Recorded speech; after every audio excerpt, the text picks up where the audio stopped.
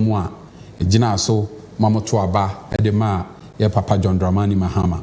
Na send ya meka ye no, ye number no suma fidia, ye number no near her.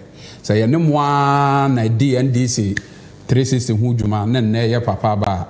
Ye en cancer sebi ye nyatumi na wie. Nti se say de ye mfa Ghana fo hu bio ye yesa ne aye boni aye. Enu nti e na ye hye NDC 360 no asentem wa abra abato bia anya dai e ma ye se ne be ya obi abehunu se enye sebi mfuturo bi ne betugu omanfo nani e de ebe tumi na emu asem bia ne ye kan bia no na eye nukre etrodo yedamase ensa na yenim se mo bekoso ahwe NDC 360 de se ne meka ye ne ye de nukre ene me se na ebesom eye o my Ghana yemfa ensuo enyina yenum enkasa nkyeremo na ye meka nsem a yenim ye metwa nipa mpoa ye medidi atem ye metope se ne nkofo bi eye ne wo omo party mu no ye de obuo ene ahobrase ene ebesom o my Ghana because enim se tumi no momo ho ene ye de ye wo mo adawromenti ena ye te baabie tisi ebetumi adi ade acha wo se ade buo ne anidie emamo na mo nsem a mo ka no ye de ye adwuma na no na be ma ayonkofa a eda ye ne mo ntemu no atena ho daada na de bia no ya ye de mo pe na mo nso ma ye ne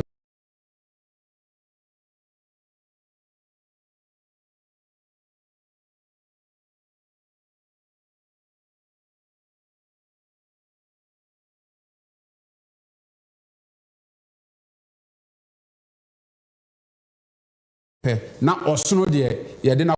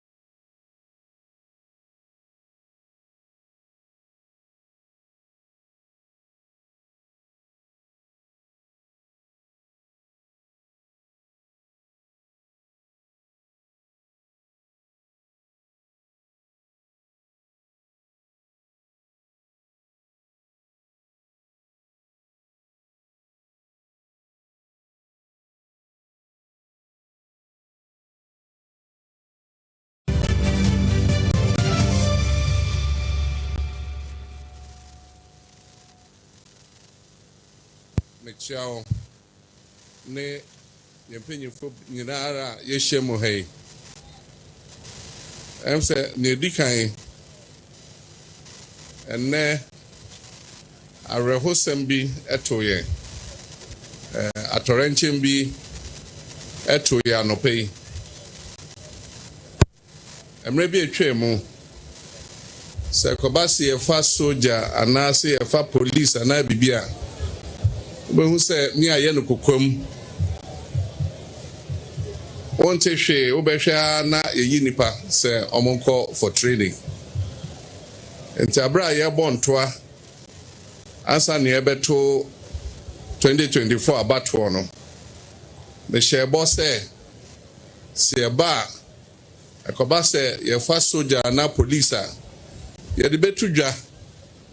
Na region bia yama yamabuna kwenya na omoso ometimi abepre se ne be ya ombenya se adwuma ni bia ye ampanso ye bie ade a ye friend no portal and yamabunu bi the length and breadth of the country. Each of these 50 anchor farmers will receive 80,000 beds, housing, logistics, and technical support.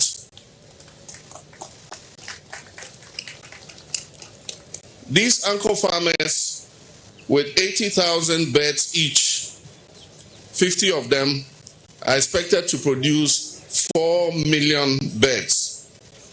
This will boost local feed demand and establish direct market connections between producers and processors. Now the next category.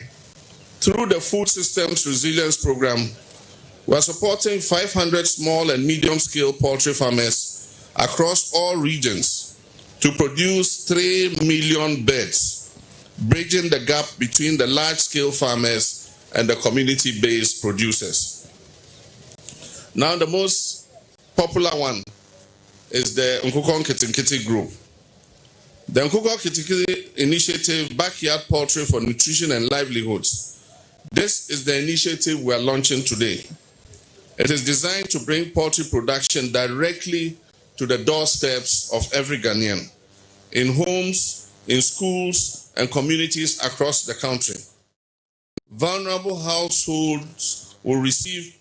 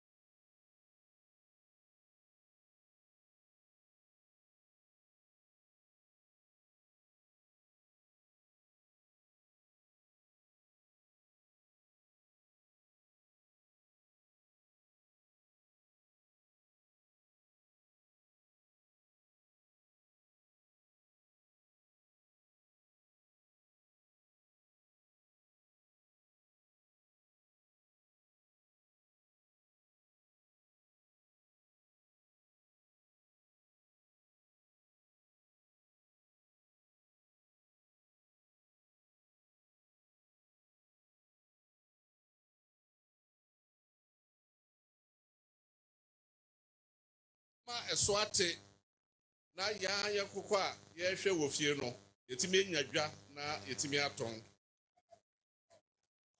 efia nkukọ aha etimi munya abotre ma me kakrakra. The Nkukon Kitinkiti initiative is a flagship element of the poultry industry revitalization program, which is a key part of our broader Feed Ghana program, the National Plan for Agricultural Transformation. Oh, I've finished here already. I'm saying,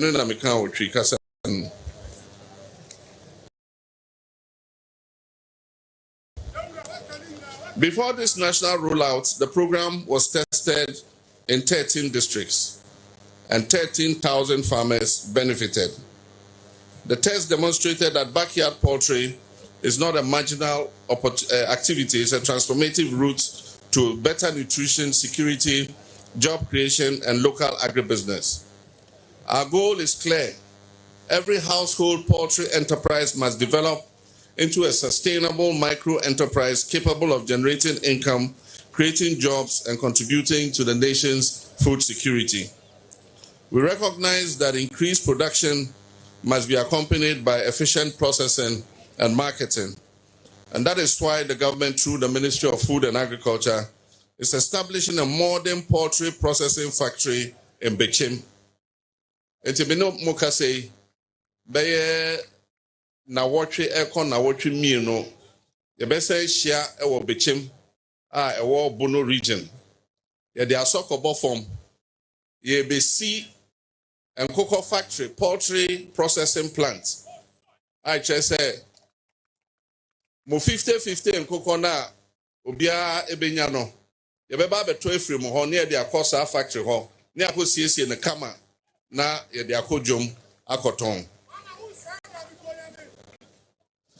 We recognize that increased production must be accompanied by efficient processing. And that is why we will be cutting salt for the establishment of a modern poultry processing factory in Bechem in the Bono region.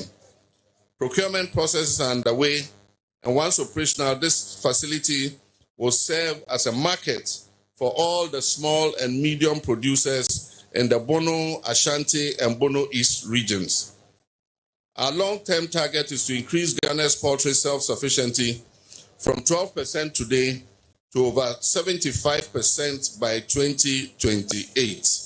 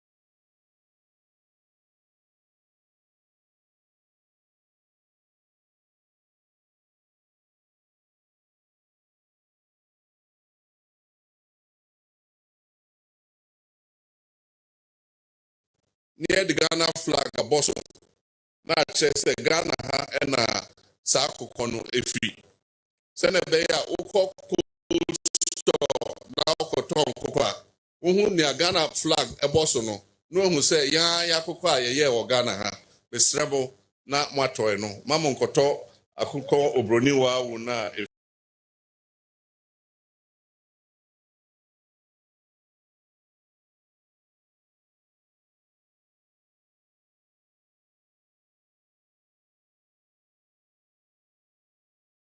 free abrokyire ɛreba no.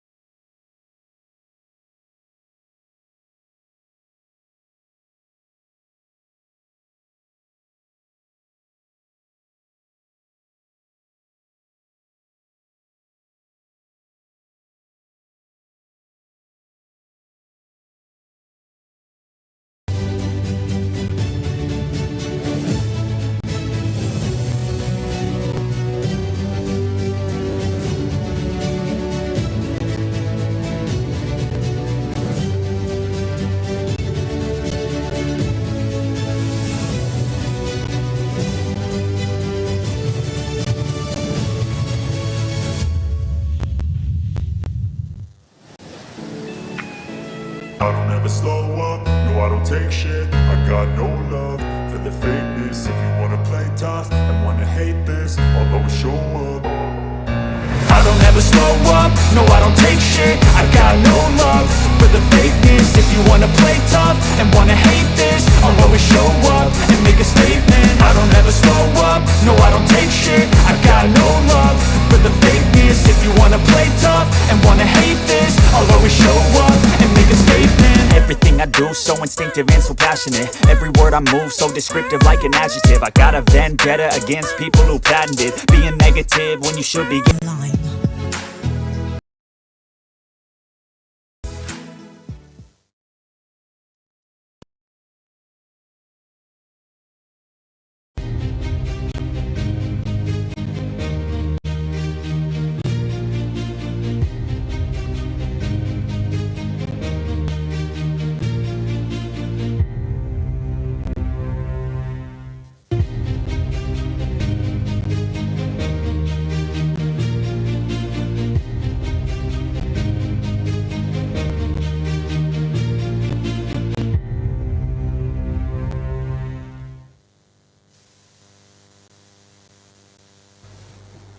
yo anuanom ne adɔfo yɛ kɔ ya yasa ba bio na ofa duru so no ɛyɛ NDC and U yɛ ka NDC and U dia na yɛ ɛhyehyɛ yɛ pa NDC aban a yɛwura John Dramani Mahama aban ne wɔ ɛde ma Ghana fo na ɔba yɛ ɛhyehyɛ yɛ a wayɛ a aboa ma ɔman na gyina yie na no nennɛ yɛde ɛbrɛmu nennɛ asɛm ti a ɛda NDC and U ne so ɛyɛ from vision to action.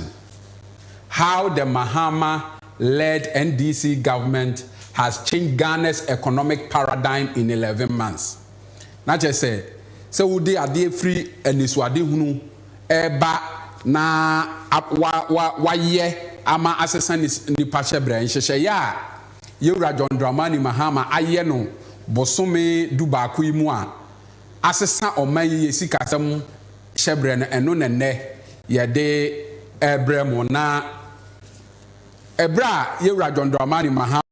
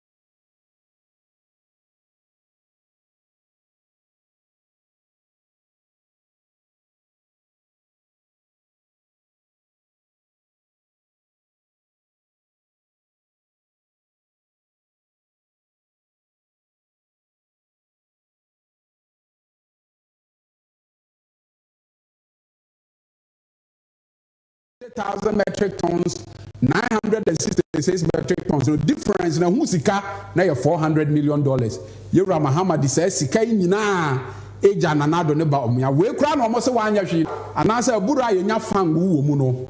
Yewura Mahama e de abura ne mienu be ye dai e be ka ho a e ma fangu ade bia na yetu no efri ankura mako eye 60,000 echo 200,000 and who sika ebedi nanado ene Dr. Baumia oni nyina omo se Yewura Mahama anyehwe eye esan ehyehyɛ ye pa Yewura Mahama eye ye nti no eye wiase nyina ye IMF ne World Bank project ye say by 2017 no Ghana economy no ebe grow by 7.6 ampani MPP ba ye no na Yewura Mahama esan se wa ye hyehyɛ ye panti no sanso ene koyeye enuanom afa mu hwai nanado ne Dr. Baumia enhyehyɛ ye pa Yewura Mahama ye digya omo emfie nwotwe no omo kɔ no mo hwɛ de omo nso edigya Yewura Mahama ene ye maame Professor Nana Jane Opoku Agyeman public debt Yewura Mahama abreso na eye 120 billion no nanado kɔ mfie nwotwe no na akoduru 742 billion representing 104% of GDP. Na chese Yewura Mahama eka odijaye no na nado abosa times be 7 na de aka ho. Ndu hwe ye GDP a na woto oma ye japade nyina Saudi kotua ye ho aka enso ade se ye sa akopɛ wo hamu nchichemu 9 eye de eka ho. Yewura Mahama ekɔ no a ojaye credit rating B- no na nado de ye kɔ jan chese a class in your war and exams in your coyer ya near reporto. Budget deficit a Yewura Mahama jaye 6% no nanado ne Dr. Baumieko omujaye 13.1%. Inflation a Yewura Mahama jaye 15% no nanado ko ujaye 23%. Unemployment a Yewura Mahama jaye 8.4% no nanado ene Dr. Baumieko omujaye 15%. Lending and interest rate nanado eko 35%, but Nenshiran Kenyame, Yewura Mahama, and Yewura Atoforson, at media about 16%. Industrial sector growth for Yewura Mahama time, na yebeye 4%, no, nanado time eko -2%. Manufacturing, infinituma onsem, -7.2%.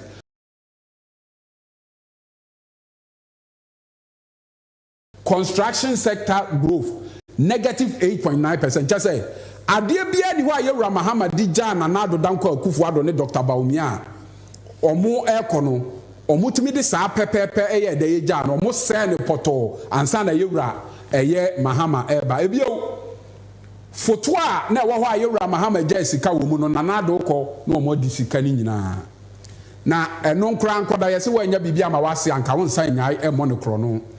Almost a ade bi by your friend domestic debt exchange program. Domestic debt exchange program, they say, so what nya usika wo de akoto bank, udu usika akoto treasury bill. Wo emra so a wo koje no, esan so otimi fo otimi wo woro ka wa fa wa betinti. Na nado ne Dr. Baumia so o ma yedai, o ma fa sika no. Enam saa yo so e ma Ghana fo 1.3 million wa ha e de achiri pom yensa.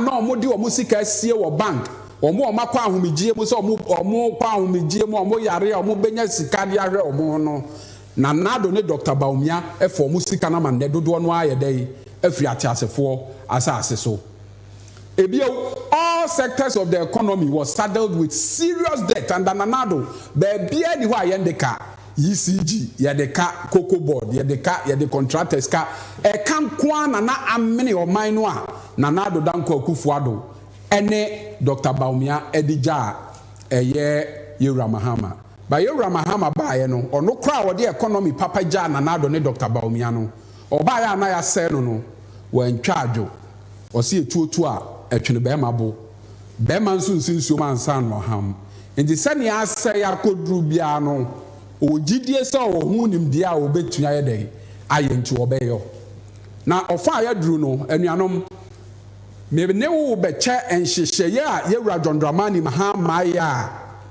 abua oman no wa kwanuasa bebre so a ama enne oman ye sikasem agina brane edi nkan the protocol we beka no cutting expenditure and waste se sika na ye no basabasa no ye be tete so se ne be ya ye benya sika ade abo oman ne ho bra ade ba ko a ye wura John Dramani Mahama aya ode abo Ghana ye sika ho bra eye bosha wo hye ye se oba or the system ministers and a very juma.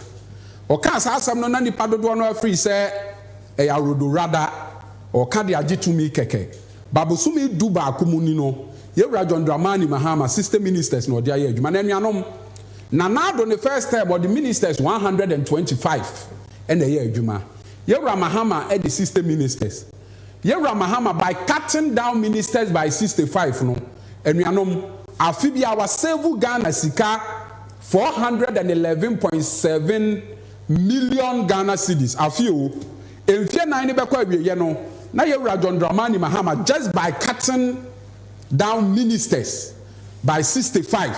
No, I feel if you're 9 no, now I save Ghana sika 1.6 billion Ghana cedis. Say sika e sika, it me ya swami interchange I wo kumase. Say sika e sika. It means 1 year to me the CKJTR market phase 2. Say sika yesika. It means hospitals akese ahodo miensa. It means schools akese la. Hospital aye nanado ne Dr. Baumia bugu ye omansie no. Say sika it means enuanom metumbre afa mi bekire usie. Me bekire wo ba bia ye John Dramani Mahama asevu oman sika by just going with system ministers and not 125 ministers. So be a minister averagely bosumi bi ayentua ne kakra ebetua ne ka 20,000 in the 20,000 no all the time say 12 afibia na yenka 240,000 Ghana cedis in the 240,000 Ghana cedis no minister 65 no a ye Mahama cut down all the time say and no kwa 14.9 million. Oh, they are not time say in fear naya. Just minister salary in nipa 65, 59 million. And I Mahama asevu Ghana. And do have a manifesto moi. Na ye Mahama air kase or bar or be public person who buy an answer or be cutting wastage. No, this is what he meant. Ebio so be a minister, ye talk cars in you and the demano. Esa to fuel, car ne say ya ne sa eye de dey. Emano, car no ye to Land Cruiser baako, ni ato eye saloon car baako. Ehun fuel, ene say ya ye beye no. Afibia no ye bo ho ka between 1.5 million to 2 million. Eje Mahama by cutting down ministers by 65 no.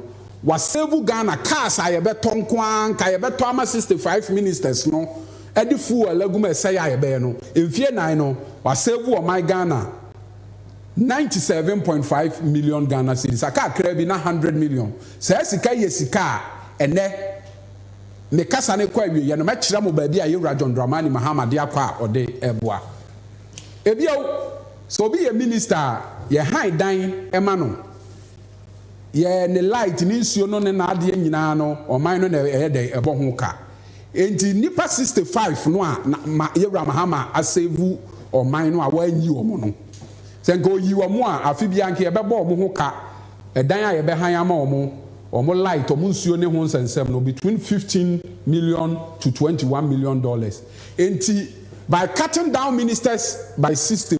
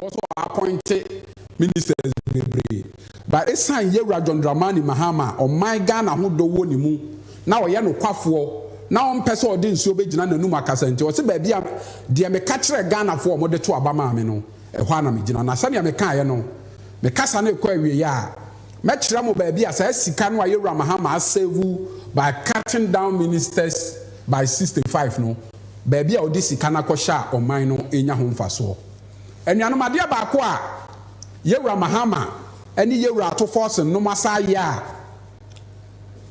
nipa adwene ho a omonte ase the competent management of the Ghanaian economy with special focus on the exchange rate enuanom enade ba ko a mesa pese me ne ho twe enkomo Ghana yesikasem ahoden na se ne ye nyina ye nim no MPP or mo flag bearer a friend of Dr. Baumia. Emre bi duru o ma yete ase say. So person who say o mai bi sika sam nhyehyɛ ye ya. When sika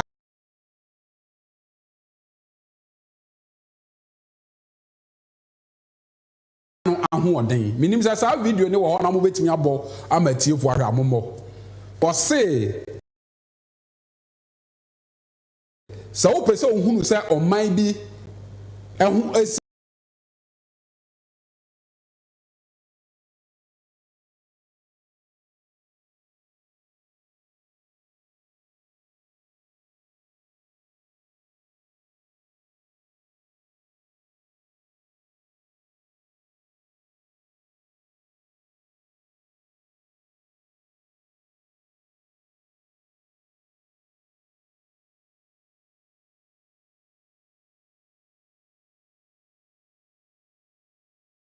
CD to dollar 3 cedis 80 pesos obeka sa ansem nyina awie ye no ye man mfie nwotwe a obeye head of economic management team no ma so no or the cost 17 Ghana cedis enyame na me kan MPP no ankasa Brian Champon na wo press obeba beye mampanyini no ono na kasa asem no mom yenkɔhwɛ samfo nyine nso ne mra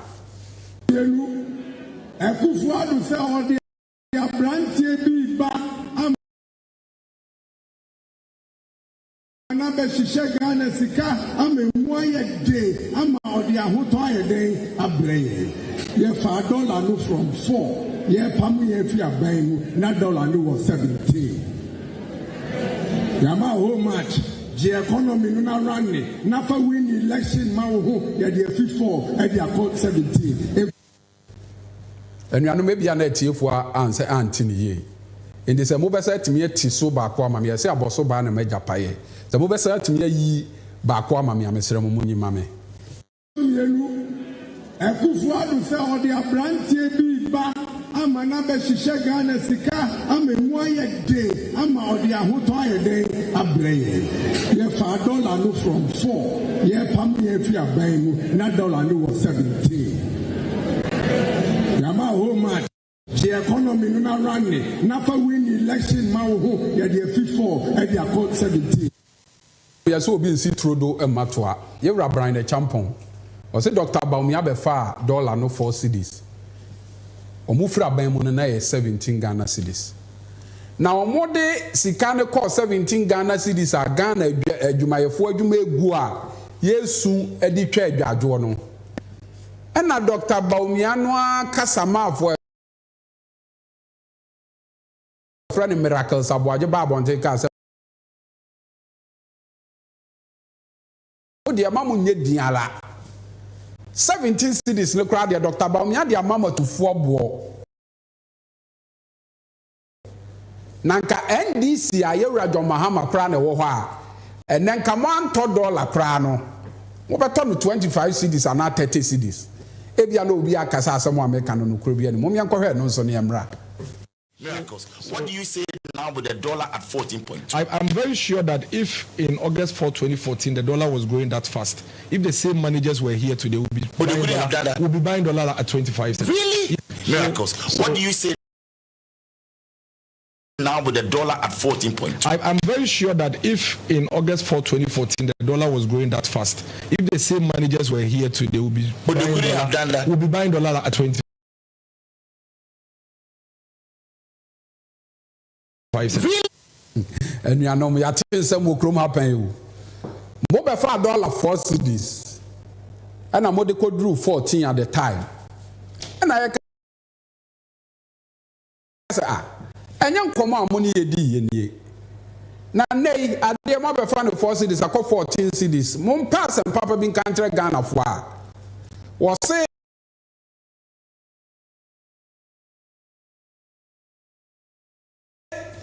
Ghana ye tilukra na ye Dr. Baumia kra de odi amaye tufo bo na nka NDC fo na wo ho a enka dollar na ye beto no eye 25 cedis ena nhira nka nyame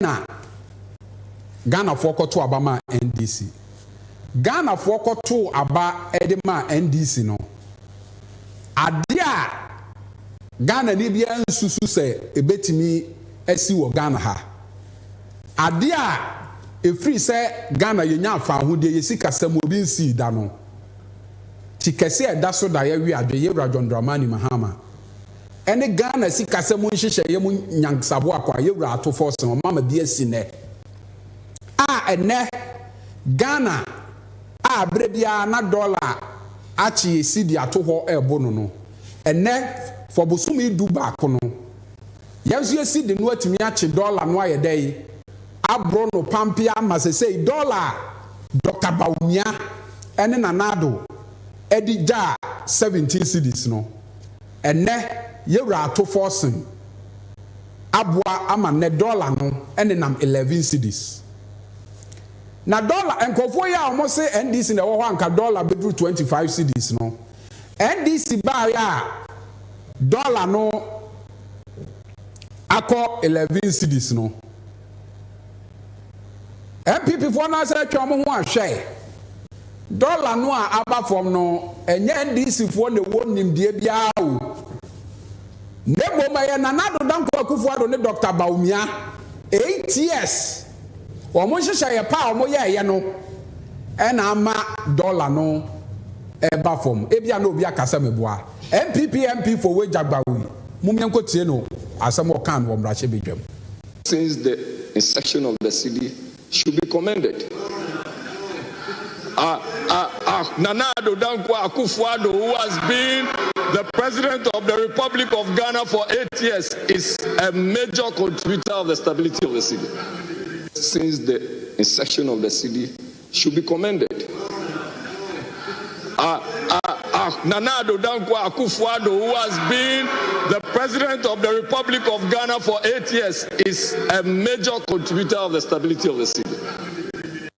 And you are nipa MPP ni otiseti maka udi na nimu ayehu udi na chi ayehu obi a wose utu abama NDC a dollar beko 25 cedis no ni fie nwotwe wantimi anya ho hwe amana amafom yewra Mahama ni ato force in be so mu na ade no eye ya kwaku basahye ade odimirikaba okasa nyina wo him dendende obi nim de wadie se Nanado Dankwa Akufo-Addo na aye na Nanado Dankwa Akufo-Addo wonim ho a enkanesra pro otimi ma dollar ba for mo a one Dr. Baumia komu fa free 4 cedis e de ko 17 cedis anya no nko anuanom omo hu say sa asem omo kan Ghana fo anyi ntum no na omo sa akofa bibi ba say oh say dollar na aba from the kra no enye Nanado na aye bio na emom NDC ba aye no yen spend sika enu nti na ama dollar na aye dey aba from ebia no obi akasa me bo MPP minority leader wo parliament afenyo marking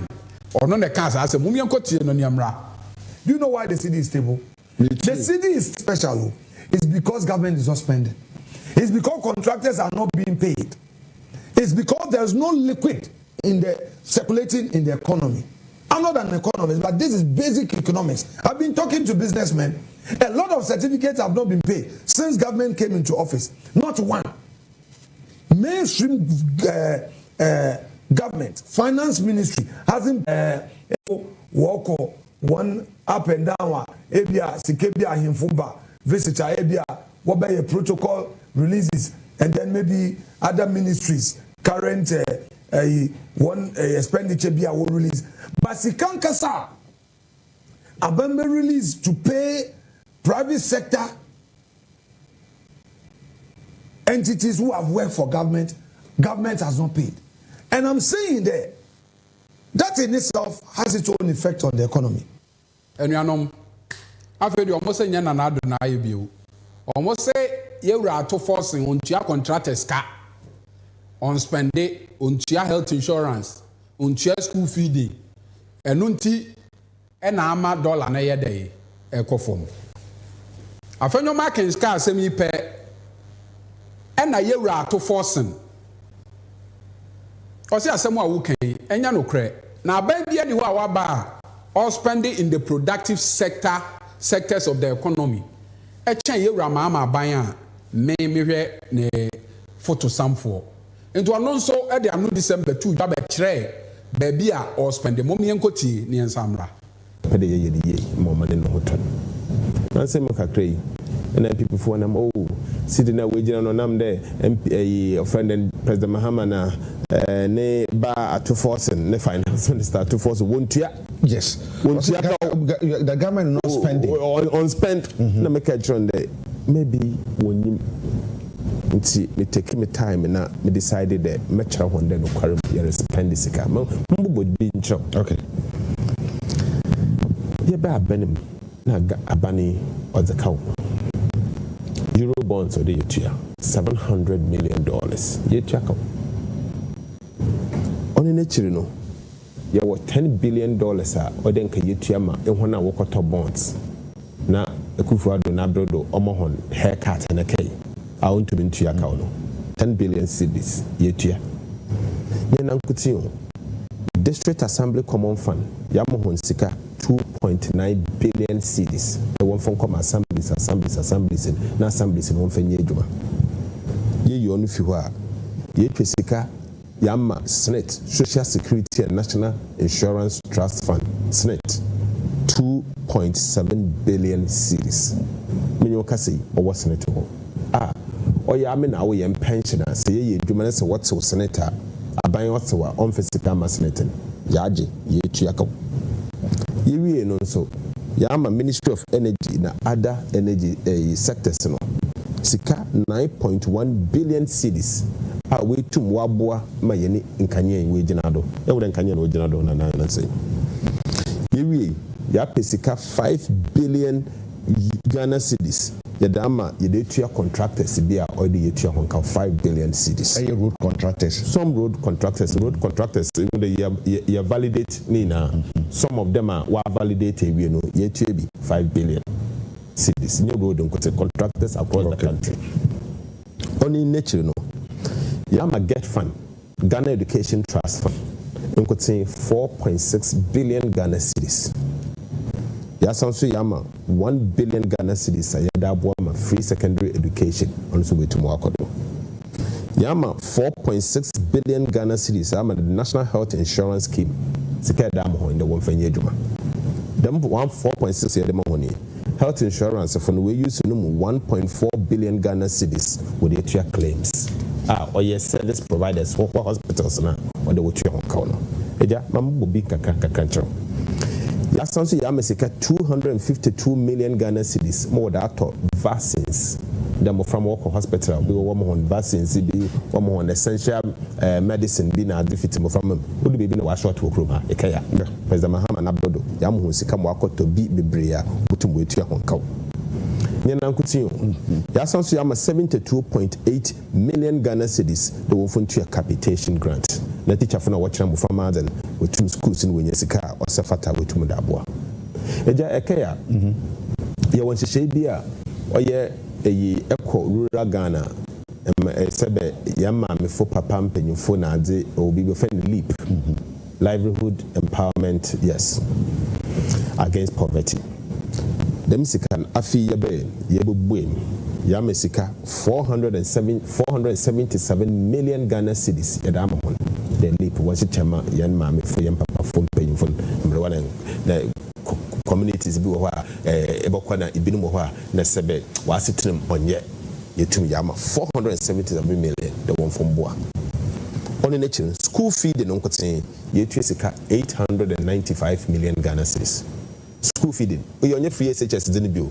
School feeding, no what if primary schools in Kuala school. 895 million, you can call it 900 million Ghana cedis. Yewi or Yenjinaho. Ekaya danse mu kakra betan dey se work akotro BEC ya nkofoba what's the BEC registration fees kura wontua nti waye kesende school adesua no kura onkodo nanse eti mo frama na wankasa wokotua won sika we awofo tua sika mo ko second universities first year no president Mahama ware found won sika mo because of promise the oba first year education be free one mo 300 million Ghana cedis 300 million Ghana cedis yetumi achicha mo Iyon Fiwa nursing training allowances yetua first 6 months 462.6 million Ghana cedis. Teacher training allowances yetua 191.7 million Ghana cedis. That's a sense to the assembly members. So President Mahama promised Obama allowances. Assembly members are first a quarter 25 million yetua 21 million Ghana cedis the national apprenticeship program. Baba start apprenticeship program. Make waka come on Baba start. 34.5 million Ghana cedis edama edumewura program. Ono so yegodo ye kakan kakra. Manyo kase ended make say make assembly. Nanse mo tete den odu baby kra na NIB workers. Na one of the ones to NIB no wonyem hwehwe won. Ekaya. Because NIB obogun. NIB obey them, NIB no to them. President John Mahama na brodo yedisika 2 billion Ghana cedis yeda koshe NIB National Investment Bank ma NIB ujane nando MPP abedo na NIB no honyeta hianze NDC fu yasema yepede yakayede se yebobokaw na yede save bank ayepe yembokaw na yemfongu obi de bank rather yuanu ma na da ho no yewura afenyo mark yasema obekan se yewura to force and spend no na yewura ato force na je bre na obechichire mu ma hu se o spend it omu hu se no so afolo flat na omu se o afedie cd no a anya hoden no enye nanado bio na enye se NDC spend bio afedie omu se an eye dollar no a Bank of Ghana edi egum no enu nti ena ama cd na yedey ejina nipa o kan sa ye kwadwo opon kroma mu yenkotie. The government has dumped about $1.4 billion from our dollar reserves onto the market. If a country has $1.4 billion of dollar reserves to dump onto the market to help its currency appreciate, two questions. That the government has dumped about $1.4 billion from our dollar reserves onto the market.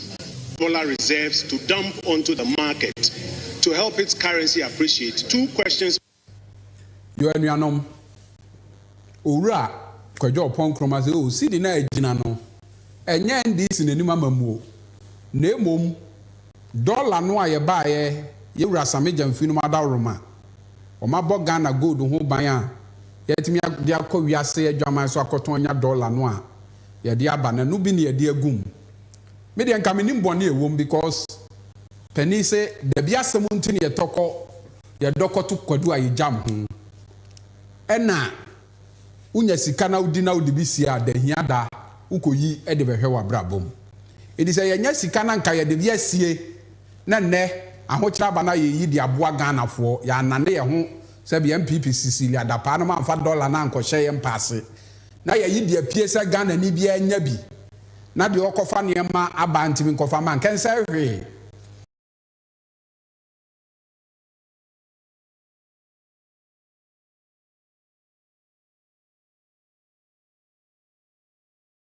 basa asem no kan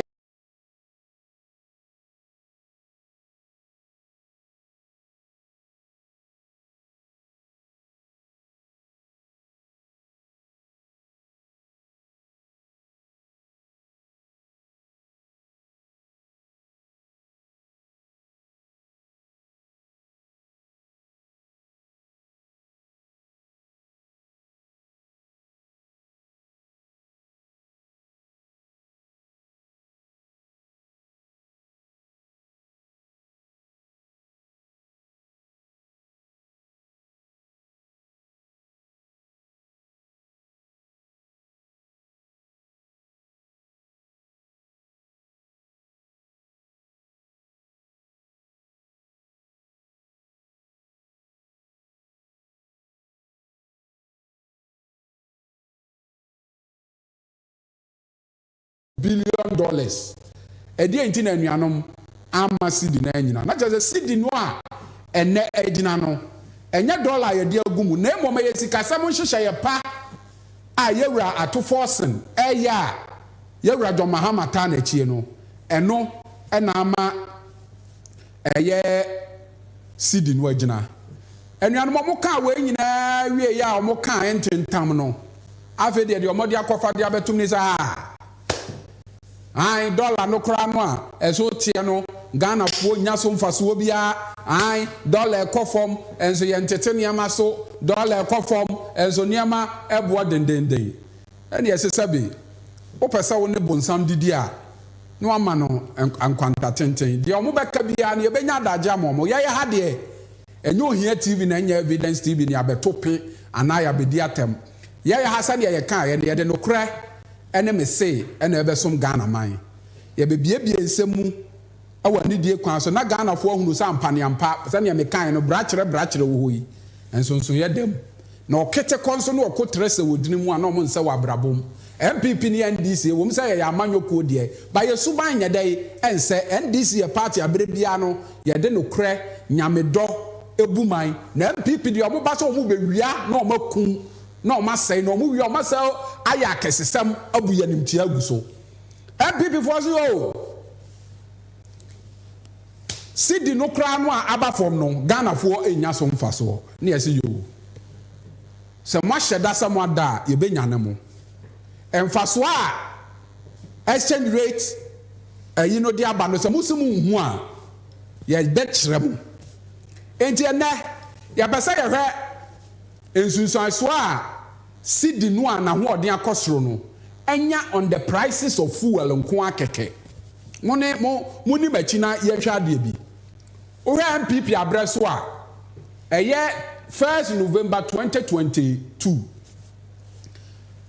esan se sidi no ahoden e call from Dr. Baumia ntimi ahwe so ya sidi na ahoden call from no diesel 1 liter gold standard na me use na ye 23 cedis 49 pesos petrol a eye super na ye 17 cedis 99 pesos enuanom momi anya nkonta kakra bi na mo hwe se sidi no aba from no Ghana fo nya so mfaso a edise ne America no hwe 2022 a MPP abreso na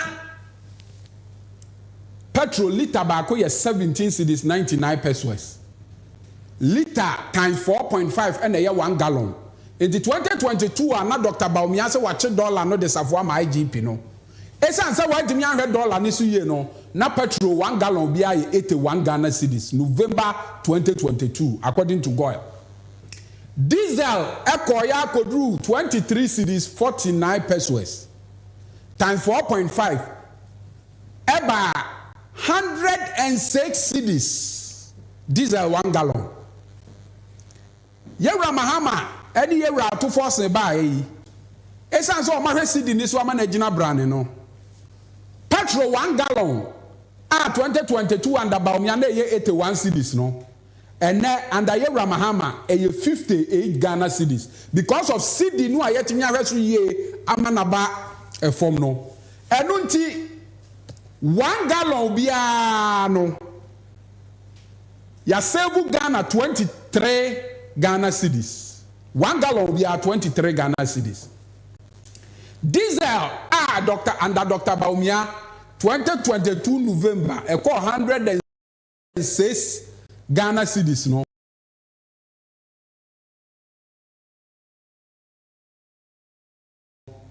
and esan say Yewra Mahama Yewra to force ne NDC yetimi ahweso ye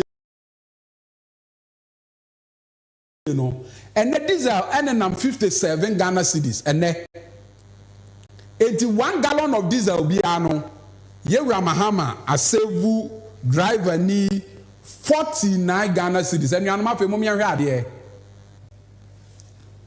meme de me yesiremuni me zongo boy na uko zongo adwuma ye mrante ne ye pa so mutwi atakuleta na atakuleta na omutwi de kom Mali ene Niger ene Burkina nom ne ade ebra Dr. Baumia se wache dollar e de safo ama IGP diesel kodru 106 Ghana cedis no. Minuanom zongo for mucha calculator. Oh, come Malia. Now the 12 drums of diesel nebeko in and out, 12 drums.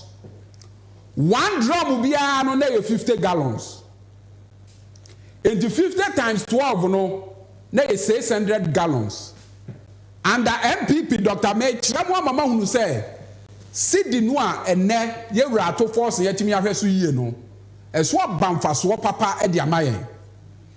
And ye rabaumia 600 gallons of petrol, diesel, and all they call Malisa de Bano.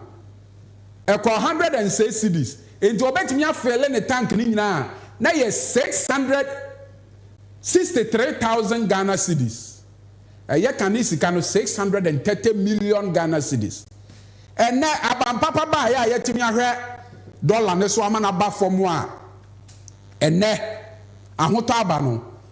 Diesel every 106 in November 2022 about 57 Ghana cedis. In the next 600 gallons now every 63,000 Ghana cedis about 34,200. It is just by the prudent management of the city driver near calculator konije in and out bano na yewra mahama petrol and that diesel sikan kwa or dia channel no 280 million and da ho no 280 million sa sikai okofie na ne yere eton koko ono awache oye store obetimi dia yedai aboni dwetri enta calculator fo nkwa no mfaso a omanya no yewra mahama ene yewra to forcing prudent management of the economy no eno no Anyuanom yefriwa yema taxi drivers won so. Taxi driver now what will be our use 30 gallons of a year petrol no. 2022 cedi no etehwe ya petrol kodu 81 Ghana cedis no. Now use 30 gallons week 2,430. And now about papa ba ye manage dollar no petrol aba from no petrol about gallon about 57 Ghana cedis.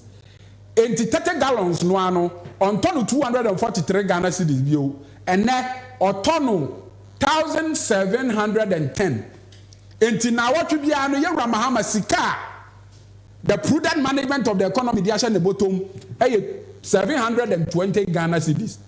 All the times 4 bosome just by the management of the city no ye Ramahama ye rato forcing acheno 2,880 Ghana cedis and anom umpewe na opekaya motu and the MPP for what some no more Canadian me entie ye we mama hunu say city no aba from no it is having direct benefit on different sections of a society na we ya kan e bia no bia kasa ye boa but never videos wo ho bebre a baby a wo be ko bi obi aboye Ramahama abaso say ene wa ma ya tifu also ama ho to aba pragia driver bi a nani age a ene ono boye Ramahama abaso send video ne wo ho a mom ye hwe don't drive any Bahama 12.52 hey reset Ghana within the nation of together and pragia for every what get it hey Kasima Mr. Muhammad, you Slano. That's good. Can you start your Mahama? What would you want to do? I didn't know. I said,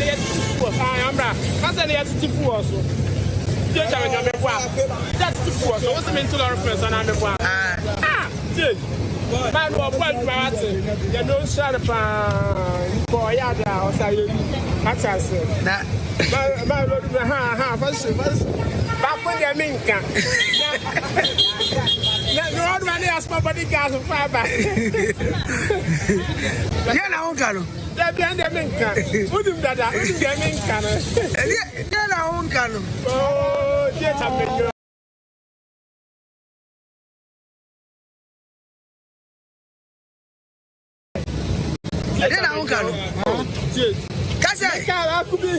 Mama, then there is a means of your mama.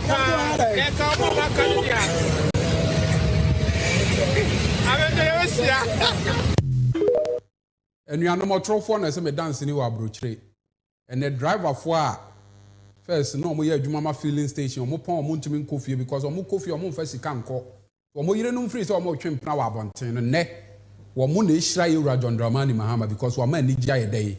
Abba. Now your driver for one quan, and you are no more in Sansoa. A year Sidi Noir, Yera Mahama. Any year to force and let me managing here no. Mumaya Hensu Sansoa. Enya on imported goods so. Na mekanisa eyo owura bia your friend Kwaku Asamoah we are making wa obeko social media bia eda ho. O say my poto area ni achara say o say I got a 2023 CRV some few months ago. Before shipping the car, I checked the duty and it was 190,000.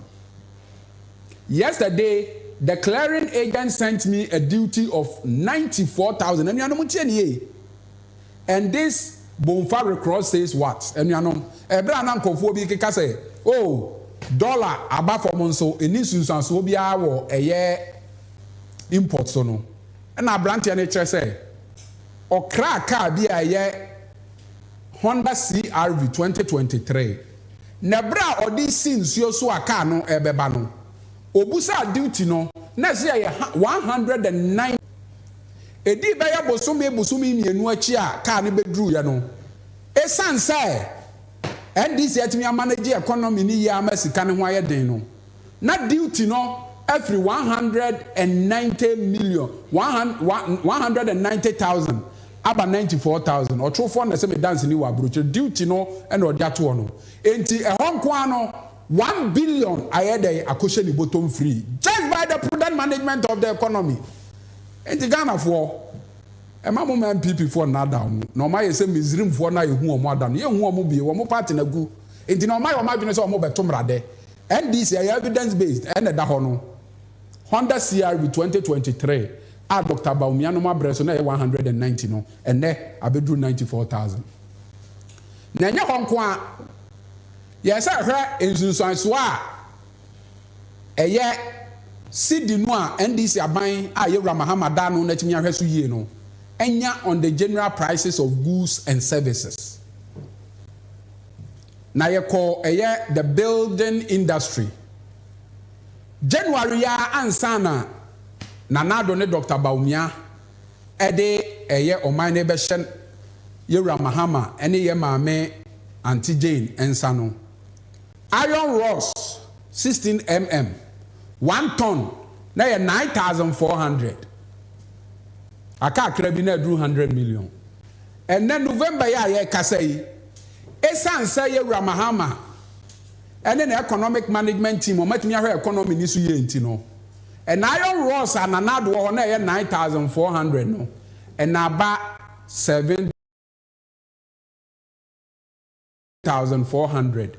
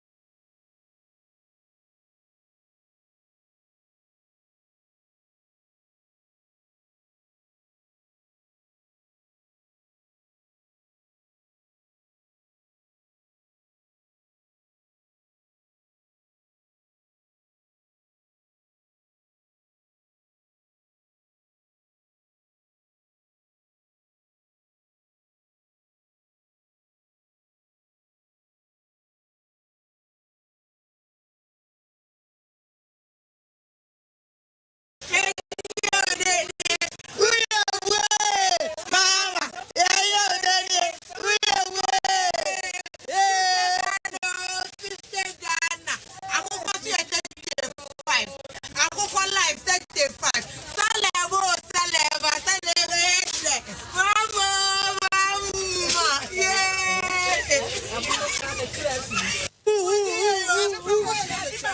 Medina go to do. No cry back. Nansena the board. Now, man, is a wild lion near 28 million. And then Yamiagum and a bay 6.5. Or 2 ways saying, Nakane board in Pa, nay, and 950 cities. And now Ben's 50 cities. Naturally, say, and near man is what Shabafo. As I say, it's kind of correct. I'm an new 50 cities, and I am in such 20 cities. Police are banned, and I am in such 20, and I am 920 cities. It's in a Yamiado. That's in into Abaff. But also, you are still and oh, and they only say, and normally the end will be BBR, the American yet run and will be in said the American. Said there will be over to an MBI, or Mukra, or Margie to send a more moon. Neboa, a new 50. I know a new 50, but in the I am in such 20 cities. And he said, will be torn out if we not want to study and number the Nebia. Abaffo, why? Because I want to say, Bibia, and said the American. Said there will be over to an MBI, or Mukra, or Margie to send a more moon. Neboa, a new 50. I know a new 50, but in the I am in such 20 cities. And he said, will be torn out if we not want to study and number the Nebia. Abaffo, why? Because I want to say, Bibia, you could. A ma a woodum. So, bet me abo be wa mamia, a bear me de pa. First one, no. Play the first one. Almost first one. Are they looking for that video? Yes. Sir, action. To stay Ghana. MVP for the son of Wolf. Mammy, I got away MVP.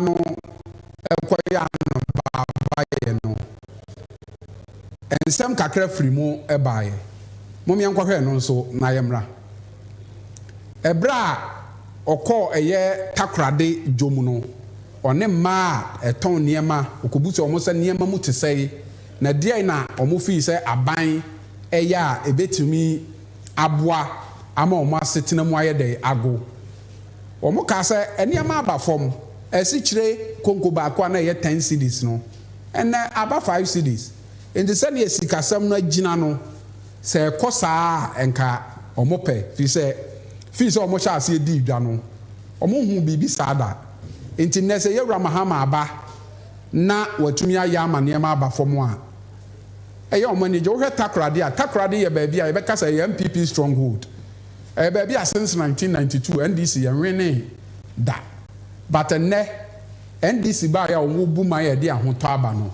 ene ma no a na o ma ye se Samaria ni ba no a okohia Yesu wa bura ho no ene omo na age NDC asem asomo a omo eye dey ebo ho daru se emfoni no aye ready a moma yenyina atiefo enhwe.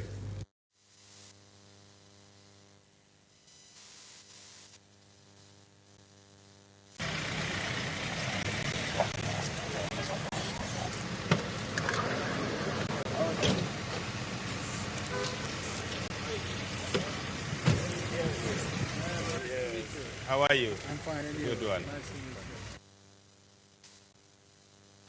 They are coming back is to do a lot of remedial touches on the steelworks because the project has been left for close to 2 years. So that's what they are basically working on, the corrections for the steel as well as for the purlin. No, I don't take shit. I got no love for the fakeness. If you wanna play tough and wanna hate this, I'll always show up. Hello. I don't ever slow up, no I don't take shit. I got no love for the fakeness. If you wanna play tough and wanna hate this, I'll always show up and make a statement. I don't ever slow up, no I don't take shit. I got no love for the fakeness. If you wanna play tough and wanna hate this, I'll always show up and make a statement. Everything I do so instinctive and so passionate. Every word I move so discreet. But then, if you have a call, good one. But I'm here, Mama. But from out to force it.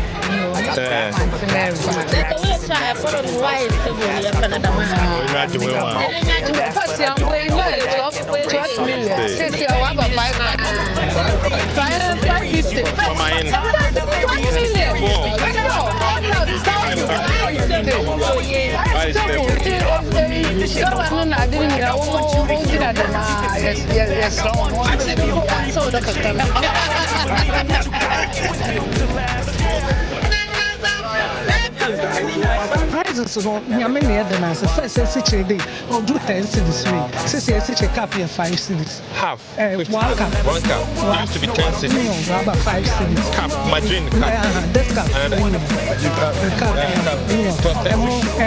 emo bag your cost do 1 million we can come see I kita 55 and one pay do 1,000 since I want 5.8 ɛsi chair before my 5.8 nyama before ye oil fake oil fake no aba ni no so papa boy no oil fake even for free secretary we go so for one good nko ono so ya ho amen since I go university first year nko oil free no so ya ho amen so why do yeah that's one nyama on say na mo family na yes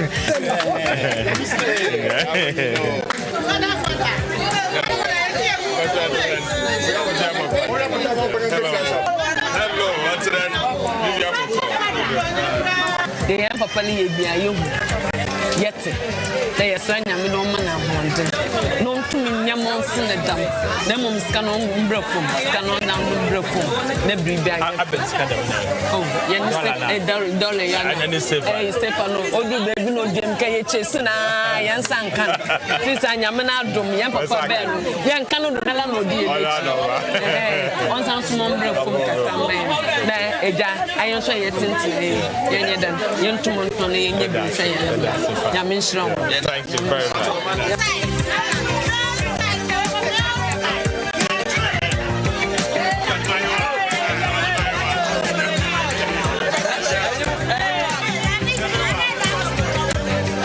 And I'm not going to have a phone kakra.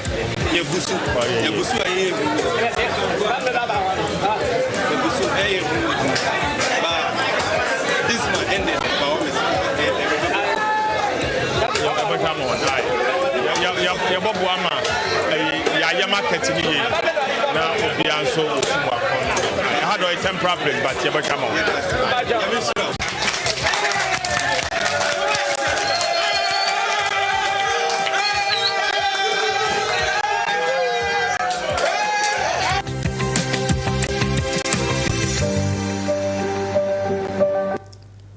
And Yanomene Dahono, tis a MPP nibe catcher say, CD Noir, and there, and Yahoo, then Ghana for enni so mfa so a ene eye Ghana for no na kasa ye ba driver for e de kire mu ene ye bo dwumfo man so de ye de kire mu kire se sika no a ene etimi agina ne na so no Ghana for edi so mfa so the depreciation and I said the appreciation of the cedi no enya mfa so pa and I say enya nsunsuan so pa ewo Ghana for ya brabo so enya no ye mfa nkosata baabi na afi yemra ade ba ko another magic yewura John Dramani Mahama edi aye Ghana economy no a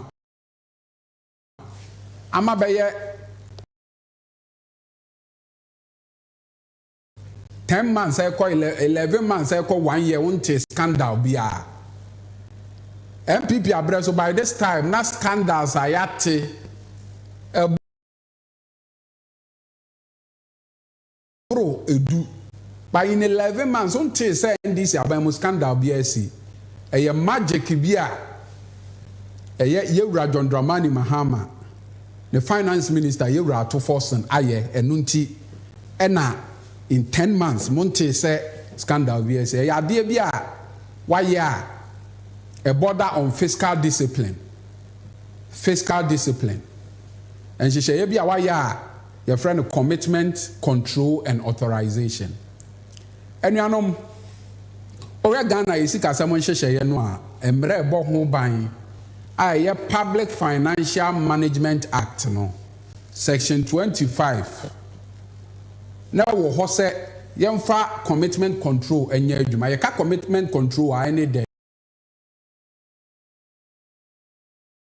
say me poto kakra me wi an ma kira say it is a system to ensure public entities spend within their approved budgets by requiring authorization before commitments are made. Muntie ni eyan hihye bi ese wo ya ban adwuma ku a awasa wo ya wo ho se asrewa awasa wo hwe wo ho no anwene wo buo awasa wo hwe wo ho eno anwene wo buo and you sika 100 Ghana enkodi 1 million because a new budget mu it wo ba ye ba ban mu no ana ye wura to force and ekoye ensakraye our Public Procurement Act nim and or the buyer say aban adwuma kuo bia sa wo ye kesia na ketwa wo ye obrane ana sa wo ye akwatia untimi committee aban to any procurement activity age say o the aba Ministry of Finance am ya hwe say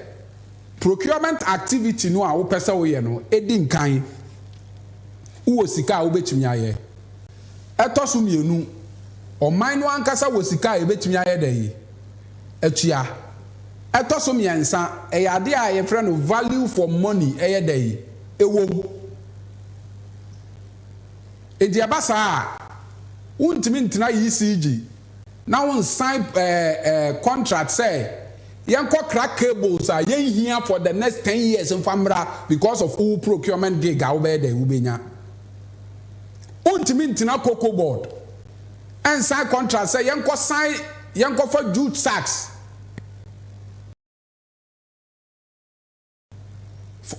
yen here for the next 10 years kura yentimi nyusu wie mfanye dey emra dia atimi aye sa de no eye ade aye friend commitment authorization now due to the MPP abreso o manfa eno anya adwuma ntino eno na ma mu hu sikadie basa enti na ukohwe 2025 budget mu nimu eye brief version no page 13 contracts and commitments ye ka contract and commitments are contract abai we ya sign wa bra na omu ni sika omu age omu kakra di a omu de ho entansa abebo abai we no etwa mu 100 billion se na omu de commitment authorization ya adwuma enkasa de na anye de ama na one case in point of the lack of proper fiscal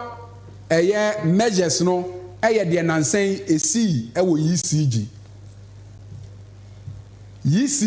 minim za mu betimi de atoso amamia nansen mu hu se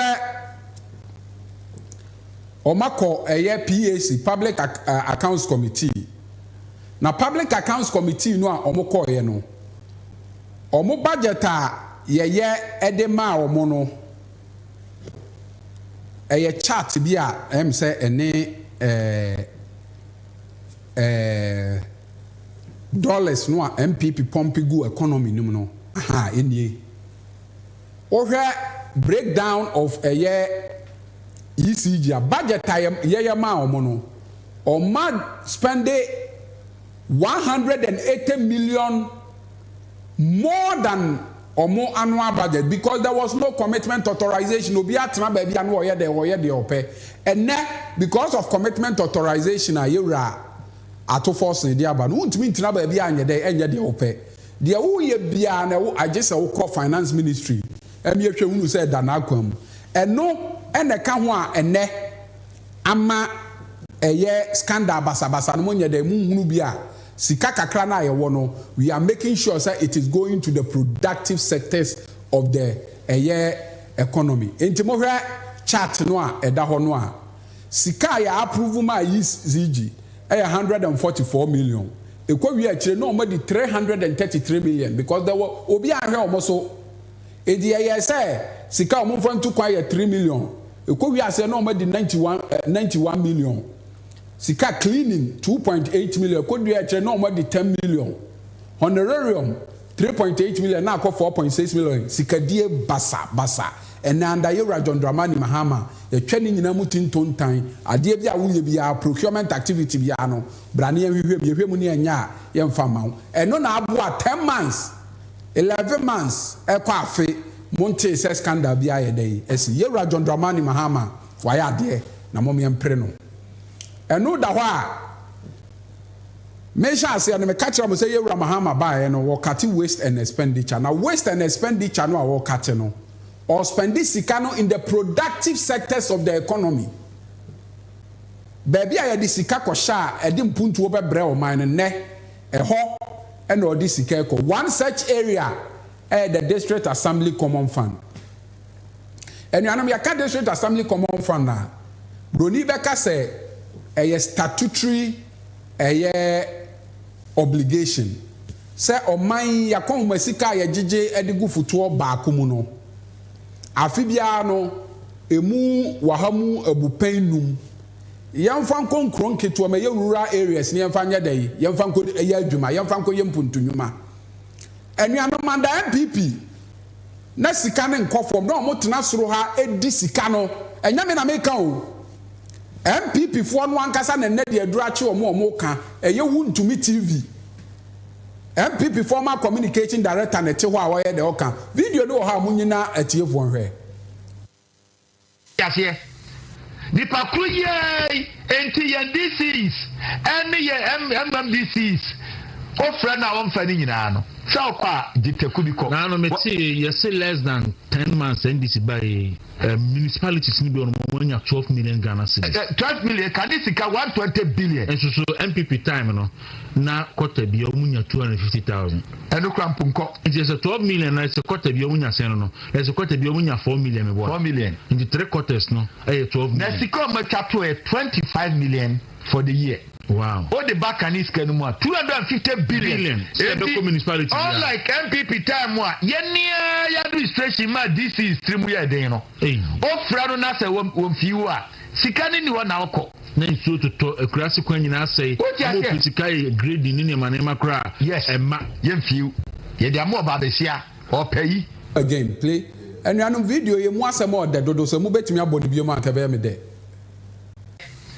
The pakruye enti ye NDCs ene ye MMDCs ofra na won fa ni nyina no sa kwa jitekubiko na no meti yes less than 10 months NDC by municipalities ni be on monya 12 million Ghana cedis 12 million can this ka 120 billion and so MPP time no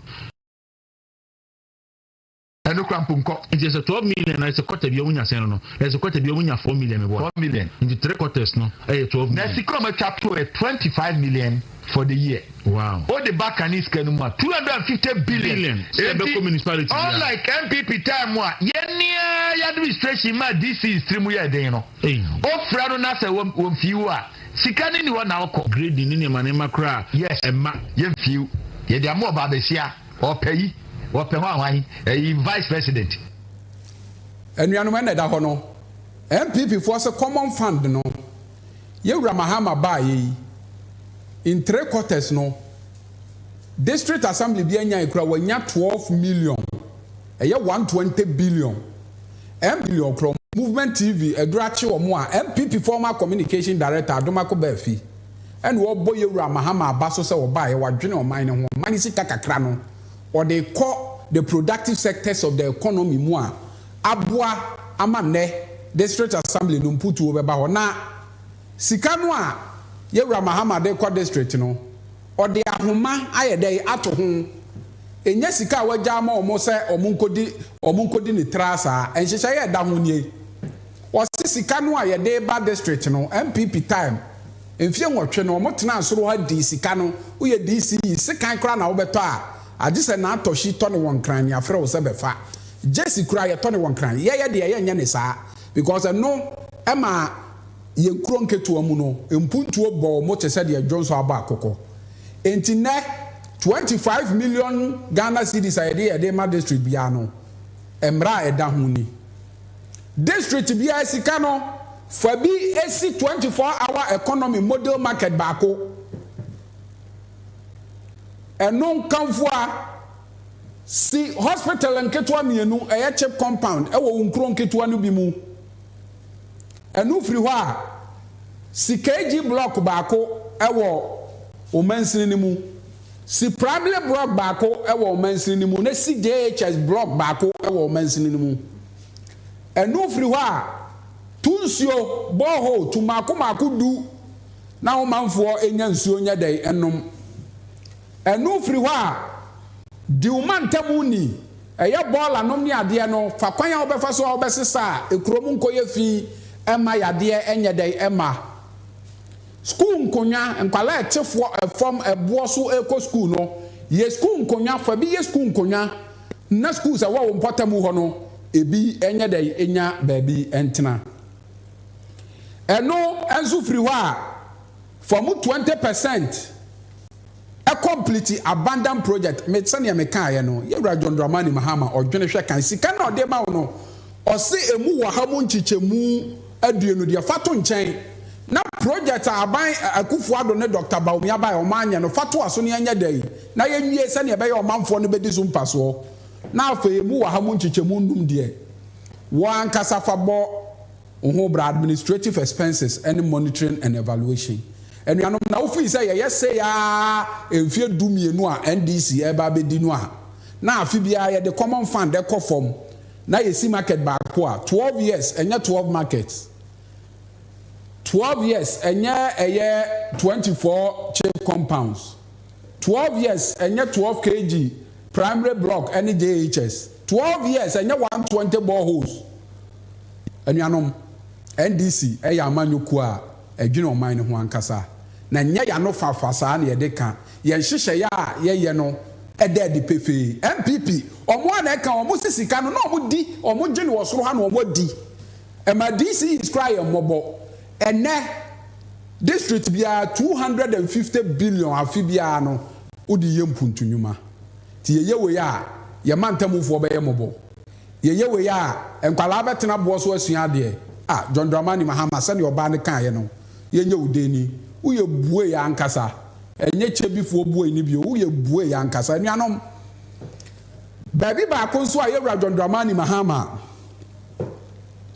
oba ye wabɔ ne ho modern pay free education enuanom sa boba kai abra ye campaign no na nado ne Dr. Baumi ababi omonam bia amonkoto aba Mahama moto abama Mahama obetwa free education mu moto abama Mahama obetwa free education mu enzo omukura free education no omonya ne papa bia wo cause free education no na sikasam nsi achi ba bia ni ho a ebo ni chi dom enti nkwala ko school omunya dai omunya aduane ni enti anuano mo hwe Nanado and Nedahono.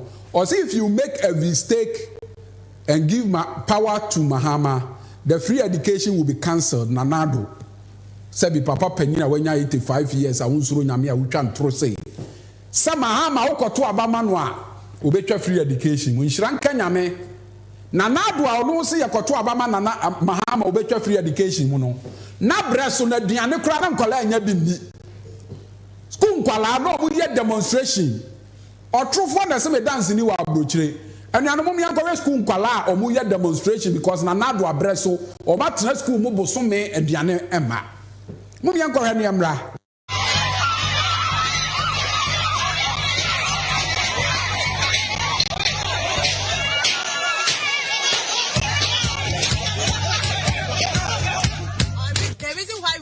Here, but not in classes.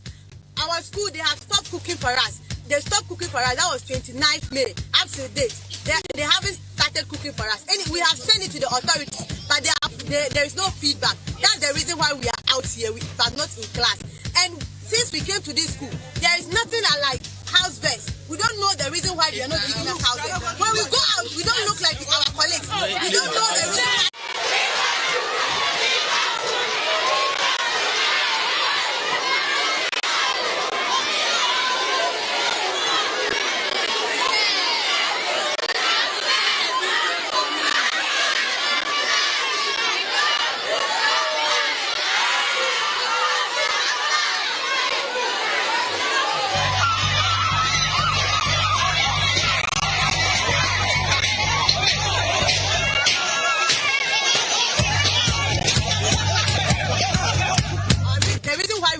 Here, but not in classes. Our school, they have stopped cooking for us. They stopped cooking for us. That was 29th May. Up to date, they haven't started cooking for us. And we have sent it to the authorities, but there is no feedback. That's the reason why we are out here, but not in class. And since we came to this school, there is nothing. And you know, I don't know also your free education. I know Nankala. I was on what the Musi Adiano or Matthew or Mugo Bonte, so yeah, it be. A chance and so we want food, we want food, we want food. Where the free education no another say Mahama be twemu say where the any na Yewra Mahama twemu ampa because oba the free education no and then kwala didi ema omo ho eto omo ema omo kọ class a omo kọ dining wa omo boy Yewra Mahama nsamrane because wa ye nhyehyɛ ye pa amane free education or the sikabe te chire get fund ana Yewra Mahama Yewra Kufuado efa 35% under statutory capping and realignment odino and sika no Yewra Mahama e de 4 billion ato hɔ a no ye de free education kwala enti ne kwala kɔ dining na kosua ana ye haram wɔ nanado abrɛ so sɛ wo ye secondary school ni a wo bedi kosua no and no mo di kosua mienu mo me akɔhɛ ne emra.